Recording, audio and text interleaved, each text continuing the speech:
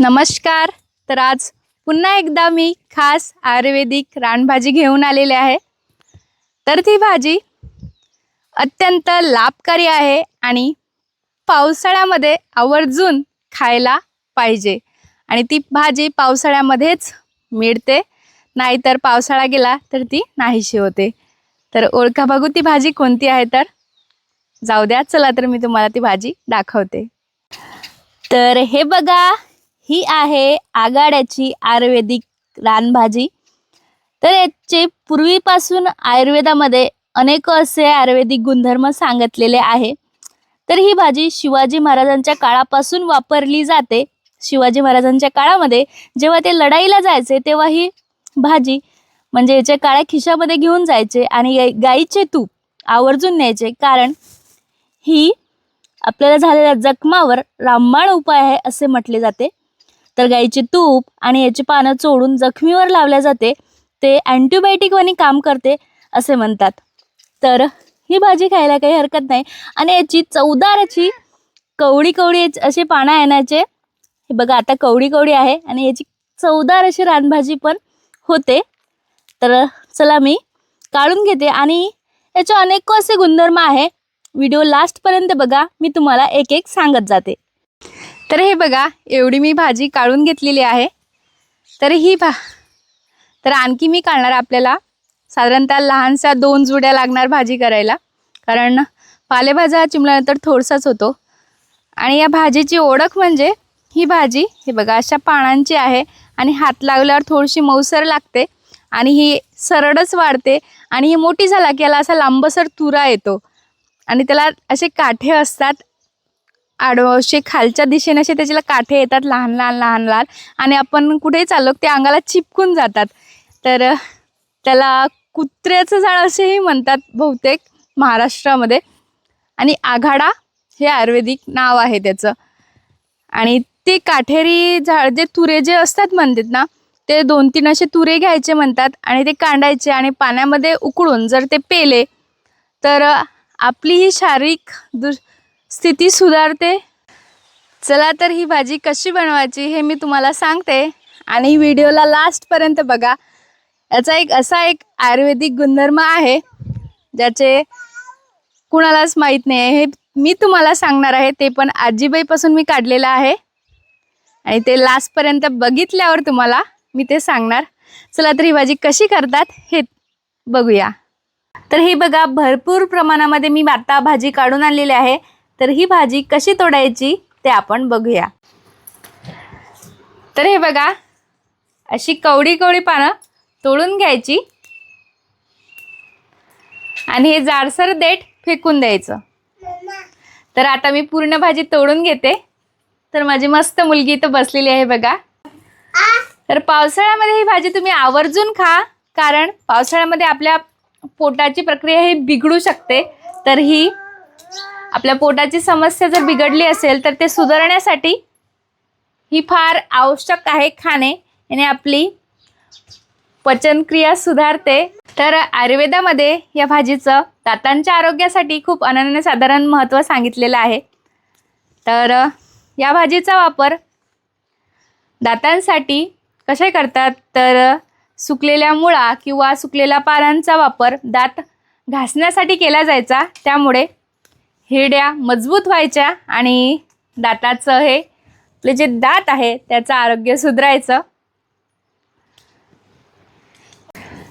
तसेच त्वचेच्या आरोग्यासाठी पण फायदेमंद आहे.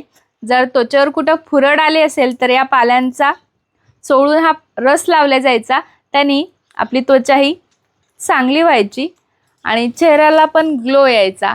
तर त्वचेसाठी पण चांगले आहे. जर एवढं जर महत्त्व त्या पाल्याने लावलेले जर होत असेल तर ती भाजी खाल्ल्याने आपलं शरीर ही सुदृढ बनूच शकते, हे मी तुम्हाला गॅरंटीने सांगणार आहे. आणि मीच नाही, आयुर्वेद पण हेच सांगते. तर हे बघा, आता ही भाजी तोडून झालेली आहे. तर याला आपल्याला गरम पाण्याने स्वच्छ धुवायचे आहे. तर आता मी थोडंसं गरम पाणी आणते आणि याला मस्त 2 पाण्याने धुवून घेते. तर हे बघा, मी गरम पाणी करून आणलं. तर याच्यामध्ये मी टाकून घेते.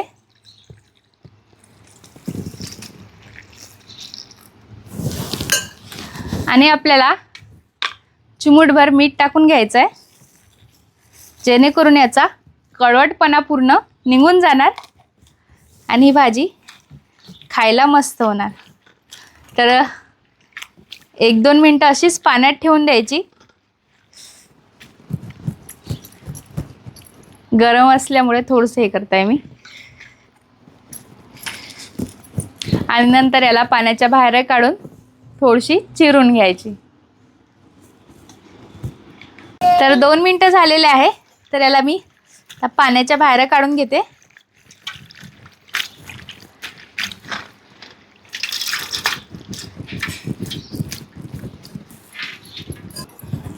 तर हे बघा, यातला सगळा कचरा माती हे सगळं निघून गेलं आणि मस्त आपली भाजी बनण्यास आता तयार झालेली आहे.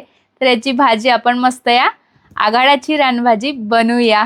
तर आता मी चूल पेटून घेते आणि पहिल्याला चिरून घेते थोडीशी. तर हे बघा, भाजीसाठी लागणारे साहित्य मी काढून घेतले आहे. 2 कांदे घेतलेले आहे, 1 लसणाचा गाठा आणि थोडंसं जिरा आणि मोहरी आणि थोडंसं हळद, लाल तिखट आणि मीठ चवीप्रमाणे आणि 2 लाल मिरच्या घेतलेल्या आहे. तर आता मी पहिले भाजी चिरून घेते. तर या ताटामध्येच मी एक साईड चिरून टाकते. तर हे बघा, माझी मुलगी इकडे बसून बघत आहे मी कशी कशी करत आहे म्हणून. ते पण पुढे चालून तुम्हाला सांगणार माझी मम्मी अशी अशी करायची म्हणून. तर हे अशी चिरून घ्यायची. हो, थांब.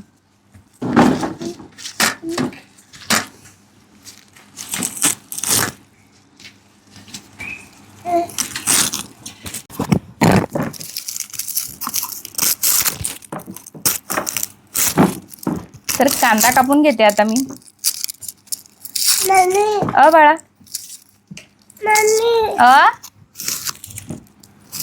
तू खाशील भाजी?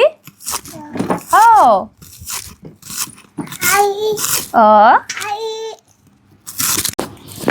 तर कांदा कापून झालेला आहे. लसण पण सोलून घेते.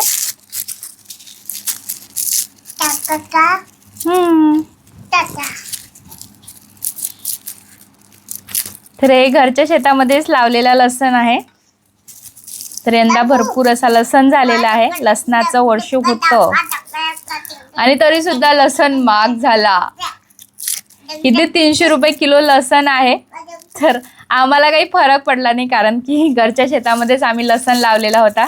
त्यामुळं आम्ही तर भरपूर असा लसण वापरतो भाज्यांमध्ये आणि त्याने भाज्या पण मस्त होतात खायला. तर लसण निसून झालाय, लसण पण बारीक चिरून घ्यायचा.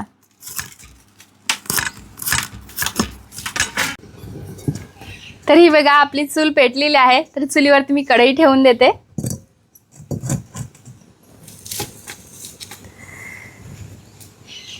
तर कढई आपली तापलेली आहे. तर त्याच्यामध्ये आता मी 2 मापलं तेल टाकून घेते.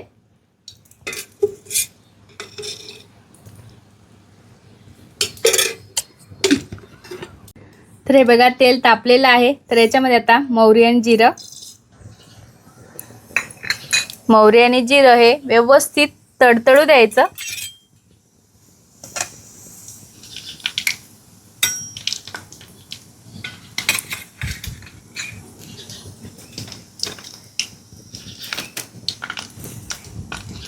मोहरी आणि जिरं तडतडले, टाकायच्या मिरच्या कापून घेतलेल्या आणि नंतर टाकायचा लसूण.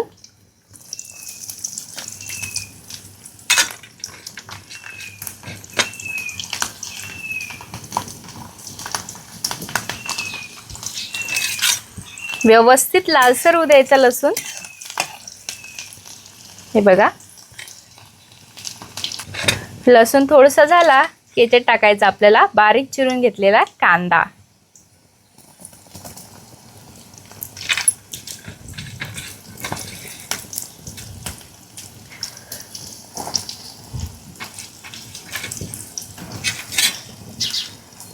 सगळं व्यवस्थित लालसर होऊ द्यायचं.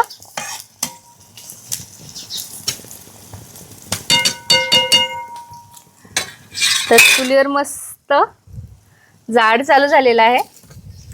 पावसाळ्याचे दिवस असल्यामुळे चूल लवकर पेटत नाही, पण एकदा का पेटली तर ते विजत नाही मग. तर हे बघा, कांदा व्यवस्थित लालसर झालेला आहे. तर याच्यामध्ये आपल्याला 1 चमच बेसन टाकून द्यायचं. तर बेसन अगोदर याच्यासाठी टाकत आहे की तेलामध्ये थोडंसं त्याला होऊ द्यायचं. हे बघा, तेलामध्ये बेसन झालं की ते भाजीमध्ये मग व्यवस्थित लागते. तर आता आपलं बेसन तेलामध्ये झालेलं आहे. तर याच्यामध्ये आता टाकून घेऊया आघाड्याची रानभाजी.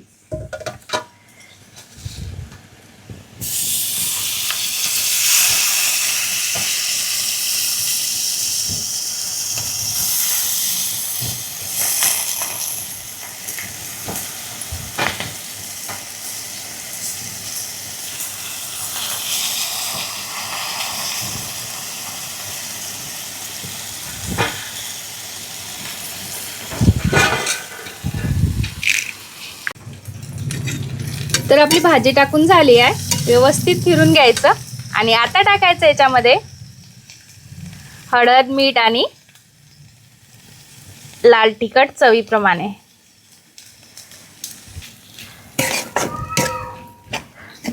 जे आपण बेसन टाकून घेतलं त्यामुळे भाजीला एकजीवपणा आलेला आहे. हे बघा, आणि त्याने चव पण मस्त येते भाजीला. तर आपली भाजी टाकून झालेली आहे. अवघ्या 5-10 मिनिटात आपली भाजी शिजून पण तयार होणार आणि मी सांगणार मग ती कशी झाली आहे. आणि यातला गुणधर्म पण आखरीचा कोणता आहे जे सगळ्यांसाठी रामबाण उपाय ठरणार आहे ते पण मी शेवटला तुम्हाला सांगणार. व्हिडिओ शेवटपर्यंत बघा आणि आवडला तर लाईक नक्की करा आणि चुलीवरची चव या चॅनलला सबस्क्राईब करायला विसरू नका नवीन आले असाल तर. आणि मी तुम्हाला एक सांगू इच्छिते की जीवनामध्ये आनंदी राहायला शिका, कारण आपल्या जीवनातील शेवटचा दिवस आहे कधी येईल सांगता येत नाही. प्रत्येकाच्या हसऱ्या चेहऱ्यामागे काही ना काही दुःख दडलेलं असतं. माझ्या पण आहे, मी तुम्हाला सांगणार. जाऊ द्या. तर आपली भाजी होतच आलेली आहे, पण एक सांगते, जीवन जगून घ्या, कारण जीवनात शेवटचा दिवस कधी येईल सांगता येतच नाही. त्यामुळे प्रत्येक दिवस हा आनंदात जगा आणि आनंदी राहा.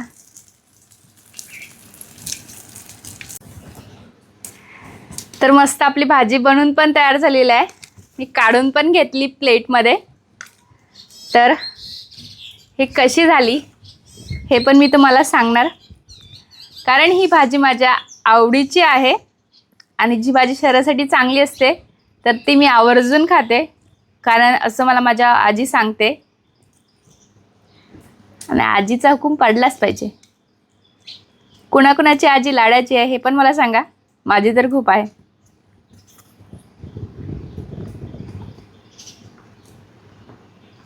भाजी जबरदस्त झालेली आहे. चव भन्नाट आहे याची. एक वेळा नक्की बनवून बघा, खाऊन बघा. याचे आयुर्वेदिक गुणधर्म पण फार आहे. आणि शेवटचा मी तुम्हाला सांगणार जो आपल्याला कधीही कामा येणार तो म्हणजे असा, जर तुम्हाला थोडीफार विषबाधा झालेली असेल, म्हणजे विंचू चावला असेल किंवा मधमाशी चावली असेल, कोणतंही म्हणजे असं विषारी पाखरू चावलं असेल तर त्यासाठी ही भाजी रामबाण उपाय आहे. तर या भाजीचा पाला घ्यायचा, गाईचे तूप घ्यायचे आणि चोळायचं आणि त्या जखमेवर लावायचं, किंवा तुम्ही या भाजीचा रस काढून मधामध्ये मिसळून ते पण खाऊ शकता. त्यामुळे आपल्या शरीरातील विष हे नाहीसं होते आणि आपण लवकर बरे होतो. दवाखान्यात जाण्यापर्यंत जर तुम्हाला काही नसेल दवाखान्यात जाण्यासाठी तर अशा प्रकारे उपाय करून घ्या. हे आयुर्वेदिक आहेत आणि ह्याचे शरीरावर कोणतेही दुष्परिणाम नाही आहेत, तर करायला काही हरकत नाही. आणि भाज्या अशा करून खायला पण काही हरकत नाही. तर मी आता मस्त जेवण करते. त्यासोबत मी मुरल्या डाळीचं बेसन पण केलेलं आहे, ते पण मी घेतलेलं आहे. आणि अशाच प्रकारचे जर तुम्हाला चुलीवरचे रेसिपीचे व्हिडिओ आवडत असतील आणि रानभाज्या बघायला आवडत असतील तर चुलीवरची चव या चॅनलला भेट द्यायला विसरू नका. चला तर भेटूया अशाच प्रकारच्या नवनवीन रेसिपींच्या व्हिडिओमध्ये. धन्यवाद.